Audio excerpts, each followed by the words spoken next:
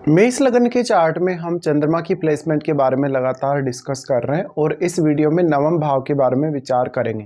नवम भाव में चंद्रमा की प्लेसमेंट आपके लिए सबसे ज़्यादा अच्छी मानी जाएगी। यहाँ चंद्रमा बृहस्पति के घर में स्थित होंगे, धनु राशि में।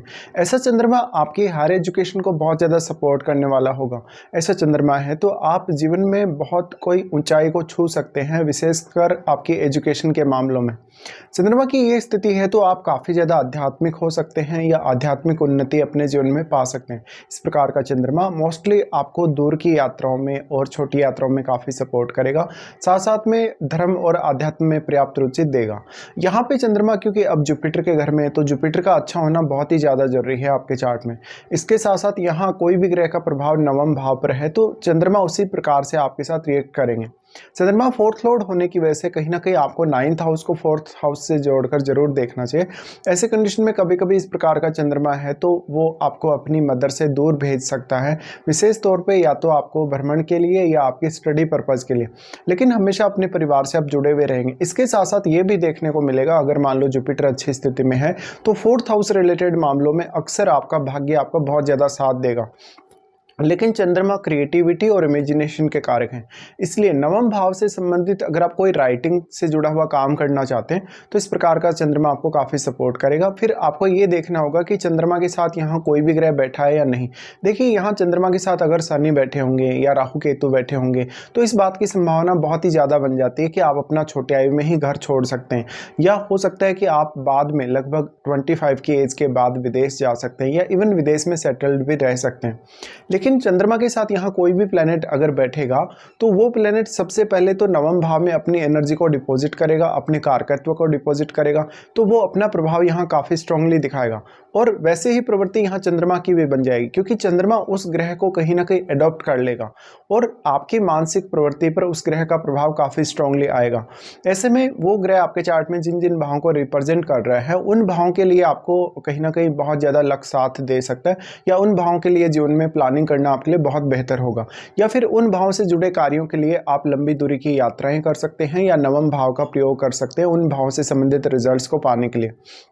यहाँ पे अब चंद्रमा की स्थिति है तो चंद्रमा के साथ मोस्टली अगर कोई शुभ ग्रह बैठा होगा या इवन अगर सूर्य जैसा ग्रह बैठा होगा या मंगल जैसा ग्रह बैठा होगा तो आपको काफ़ी फायदा मिलेगा इसका।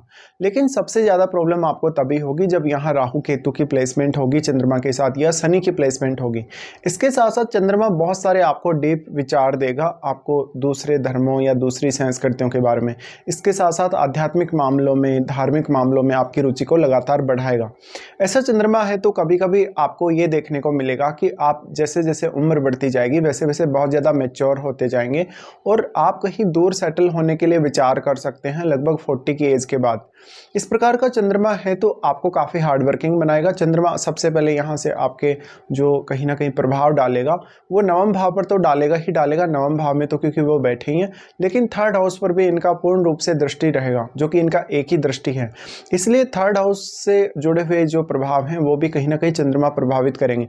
लेकिन चंद्रमा एक बहुत ही सॉफ्ट ग्रह है, ऐसे में मान लो थर्ड हाउस में आपके कोई भी ग्रह स्थित है आपके चार्ट में तो वो ग्रह भी चंद्रमा पर काफ़ी स्ट्रॉन्ग प्रभाव डालेगा। ऐसे में अगर वो ग्रह चंद्रमा का मित्र है तो निश्चित तौर पे आपको थर्ड हाउस के मामलों में बहुत ज़्यादा सपोर्ट मिल सकता है। लेकिन अगर चंद्रमा का शत्रु ग्रह हुआ थर्ड हाउस में बैठा हुआ ग्रह तो ऐसे में चंद्रमा पर नेगेटिव प्रभाव पड़ सकता है। देखिए फोर्थ लॉर्ड यहाँ जा रहे हैं नाइन्थ हाउस में, और यहाँ पे अब अगर नाइन्थ लॉर्ड का संबंध फोर्थ हाउस से बन जाए तो ये आपके लिए बहुत ज़्यादा फेवरेबल माना जाएगा। इसके साथ साथ अगर चंद्रमा यहाँ नवम भाव में जा रहे हैं तो आप कोई बहुत अच्छे विद्वान व्यक्ति बन सकते हैं, बहुत नेम फेम आप पा सकते हैं। साथ साथ में बहुत ज़्यादा साधु संतों की संगति में रहना या इस प्रकार की जो धार्मिक पुस्तकें हैं, कुछ इस प्रकार की विचारधारा वाली पुस्तकें हैं वो पढ़ते रहना, इस प्रकार से आपको रुचि देगा चंद्रमा।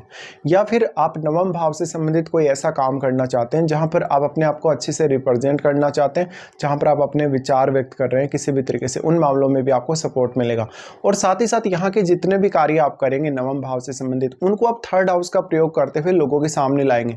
ऐसे कंडीशन में थर्ड हाउस में बैठे हुए ग्रह से भी आपको यहाँ काफ़ी सपोर्ट मिल सकता है। अगर थर्ड हाउस में मान लो जुपिटर जैसा ग्रह बैठा है या सूर्य जैसा ग्रह बैठा है तो निश्चित तौर पर यहाँ चंद्रमा को काफ़ी सपोर्ट मिलेगा। इस प्रकार का चंद्रमा आपको बहुत सारी यात्राएं दे सकता है, इधर उधर घूमने फिरने के लिए भी और आपके कोई स्पेसिफिक पर्पज़ के लिए भी। चंद्रमा को मोस्टली जिस भी प्लैनेट ने आपके चार्ट में प्रभावित किया उसी प्रकार की आपकी मानसिक स्थिति और मनोवृत्ति बन जाएगी। तो अगर किसी एग्रेसिव प्लैनेट ने यहाँ प्रभावित किया तो आप नवम भाव पर काफ़ी स्ट्रांगली फोकस करेंगे, और अगर किसी ऐसे प्लैनेट ने प्रभावित किया जैसे जुपिटर जैसा प्लैनेट है, या मान लो कोई भी ऐसा प्लैनेट जो बहुत एग्रेसिव नहीं है, तो फिर आप यहाँ थोड़े ज़्यादा स्टेबल होंगे। अगर लेकिन चंद्रमा केतु से प्रभावित है, राहु से प्रभावित है, तो ये आपको कहीं ना कहीं फैमिली से बहुत जल्दी दूर कर सकता है। चंद्रमा की ये प्लेसमेंट आपको लेट एज में ज़्यादा बेहतर परिणाम लाएगी आपकी शुरुआती एज की तुलना में। इसके साथ साथ आपको विचार करना होगा महादशा पर भी। मान लो आपको चंद्रमा की महादशा है तो निश्चित तौर पर चंद्रमा के प्रभाव काफ़ी स्ट्रांगली देखने को मिलेंगे, लेकिन हो सकता है आपको चंद्रमा की महादशा इस जीवन काल में नहीं हो।